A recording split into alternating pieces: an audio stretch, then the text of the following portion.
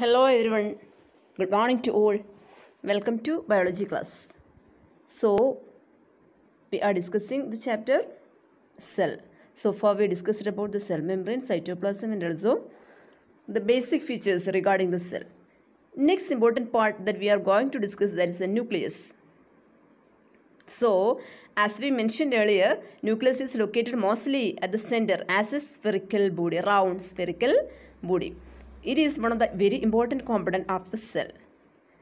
Okay, and in case of a plant cell, when we are looking the plant cell, we can see the nucleus is located or shifted to one side because of the occurrence of a big vacuole there.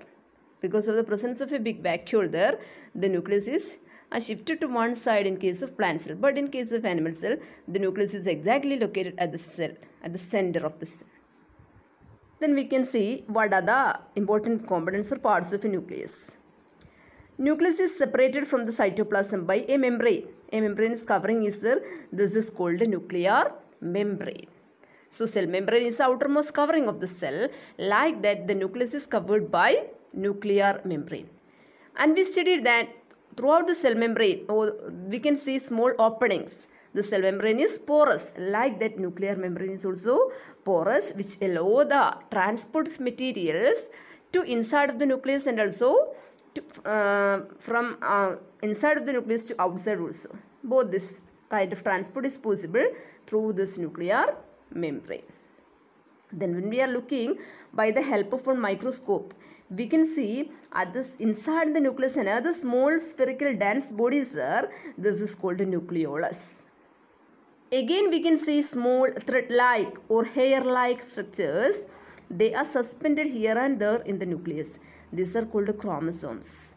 The chromosomes contain genes, and the genes contain the DNA, which helps in the inheritance of characters from one generation to next. We know that from one generation to next, most of the characters are transmitting. Characters are transmitting from one generation to next. Okay, from the parents to the young ones. This is possible because of the presence of DNA or genes over the chromosome. Okay, these chromosomes contain, or the DNA contain, all the coded information of bodily features. These bodily features may transmit from the parental cell to the newly formed young one's cell. So, who is making or who is allowing this transport of characters? Inheritance of characters? That is by the help of the chromosomes. And we cannot see the chromosomes at all the time. When we are observing the cell by using the microscope, we are not able to see the chromosomes at all the time. It is able to see the chromosome only during the time of cell division. We know that the old cells are always dividing to form the new cells. This is the secret behind the growth in height and also weight. That is because of the dividing or division of the cell.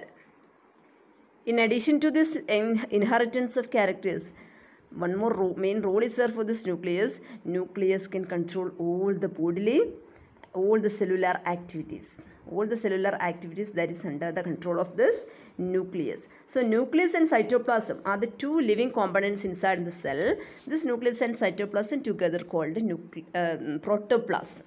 Protoplasm. Okay. So we can see vacuole is there in case of plant cell, and also in addition to this vacuole we can say one more component is there in plant cell.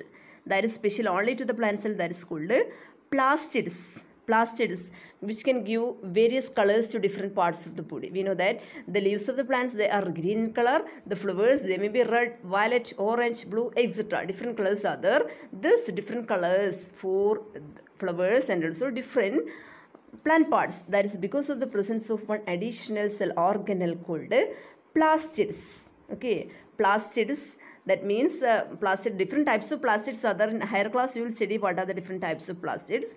The plastid named chloroplast, which can give green color to the plant parts.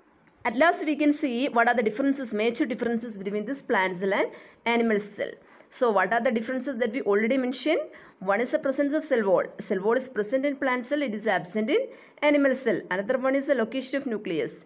Nucleus is located at the center in animal cell. In plant cell it is shifted to one side. Another difference is the presence of vacuole. There is a big vacuole in plant cell, whereas in case of animal cell, a number of small vacuoles are there. Another difference is the plastids. Plastids are present in plant cell, whereas plastids are absent in animal cell. So you can see there is a table, comparison points between plant cell and animal cell. You have to fill this table present in the last of the chapter also. So that's all about the chapter. You have to read very carefully the chapter, complete chapter. Okay, thank you.